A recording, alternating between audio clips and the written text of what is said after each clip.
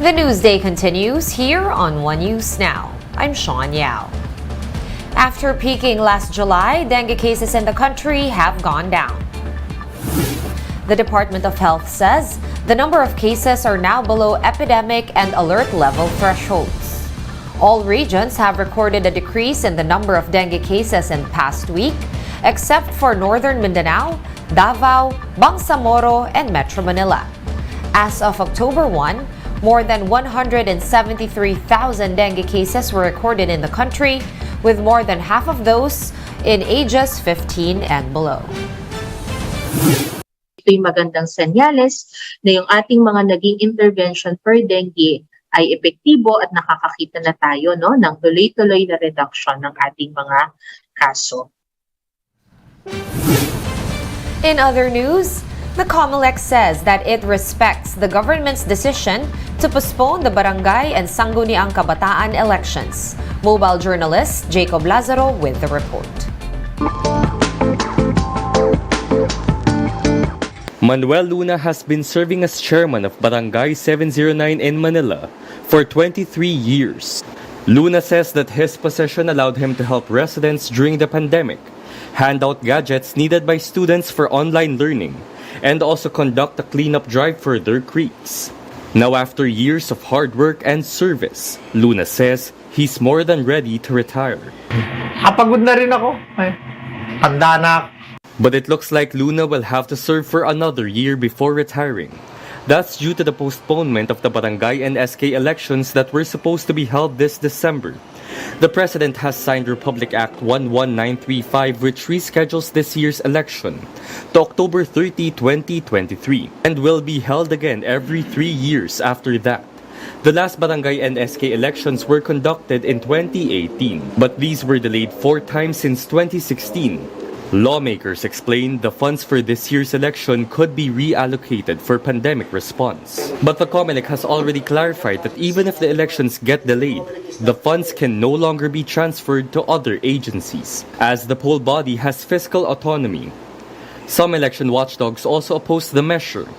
For Attorney Ona Caritos of the Legal Network for Truthful Elections, this move does not recognize the importance of regularly electing barangay and SK officials. Kung meron tayong gobyerno na nararamdaman sa pang-araw-araw nating buhay, yan yung ating barangay at SK officials. Kapag may problema tayo sa basura, may problema tayo sa kapitbahay natin.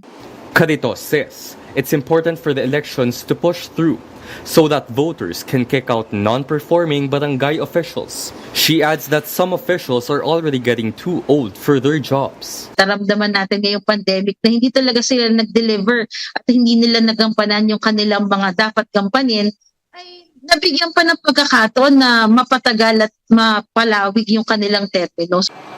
The COMELEC says it will comply with the measure, saying they respect the government's prerogative.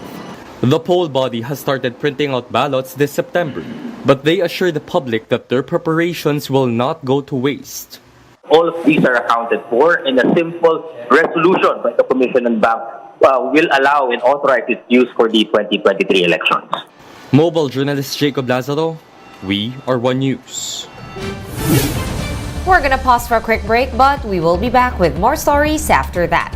Keep it here on One News.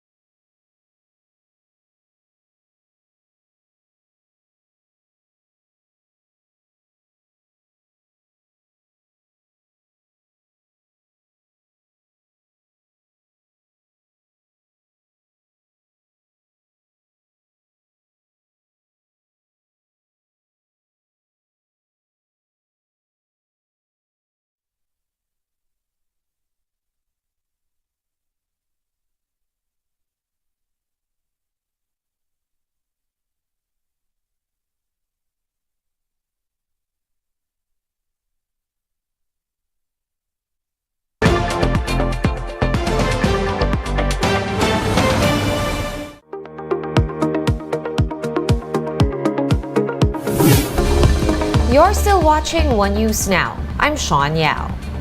The Bangko Sentral ng Pilipinas may again hike interest rates in its next policy meeting. BSP Governor Felipe Medalla discusses that and more in this interview with Bloomberg. So it's really a question of whether it's 50 or 75. And I cannot, the board will vote. Of course, but 75 would be quite a step for the Central Bank of the Philippines. Yes. So the advantage of 75 is it probably will reduce the pressure on the peso. And also reduce inflation, but in 18 months or so. But the disadvantage, of course, is that the economy has not really fully recovered yet from it's recovering from COVID, and we want that recovery to continue, to remain robust. So the peso is down, 13% this year? Yes. Clearly it's a concern. How big of a driver is that part of it? Because your inflation rate is still high, but you have this worry about an economy that isn't fully recovered. So how much of a factor pushing you towards even doing a 75 basis point hike is the weakness in the peso? Let me put it this way. If I have been told that the Fed is no longer raising the rates, I would say we've done enough already, because our forecast of inflation is that it's already target consistent. The path is already target consistent. That by 2024 we will be back to 3%, the middle of our 2 to 4% target.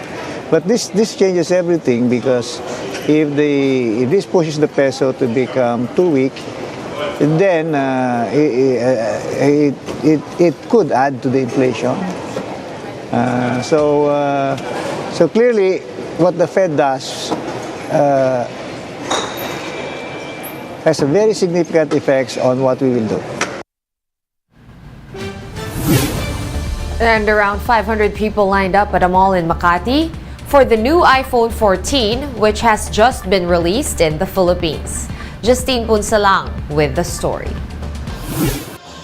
People queued outside the mall in Makati City for the official drop of iPhone 14 in the Philippines. Among those who lined up is Ervir Kabiling, who camped outside the store as early as Wednesday morning. He says he's excited on the launch of iPhone's newest phone. It has been his tradition to line up for new Apple products to get first dibs on the release. Well, yearly ko siyang ginagawa since 2017, so it's good to have the launch na face-to-face na ulit, kasi ever since pandemic, hindi na nagkaroon ng ganito eh. Around 500 people lined up at the mall to get their hands on the newest iPhone. The iPhone 14 comes in 4 variants: the regular iPhone 14, 14 Plus, 14 Pro, and 14 Pro Max. The cheapest one retails at about 62,000 pesos, while the bigger Pro models can reach up to 118,000 pesos. For News 5, Justine Punsalang. We are One News. Let's now take a quick look at today's other top stories.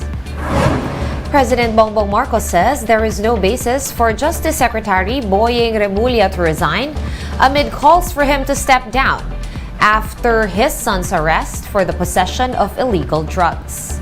President Marcos also said that no one from the executive branch will interfere with the case of Remulla's son. The Education Department wants to streamline the basic education curriculum and focus more on subjects of concern such as math and reading. This aims to address the learning gap among students, especially those in the first grade. And President Bongbong Marcos wants better incentives for Filipino scientists to encourage them to work in the Philippines. PBBM added that this will also encourage the youth to take up science courses in college. For more updates, visit News 5, The Philippine Star, and Business World online. Visit our website, onenews.ph, for more in-depth analysis. You can also catch One News on Signal Play. Register for a free account at www.signalplay.com and stream One News live anytime, anywhere. I am Sean Yao. We are One News.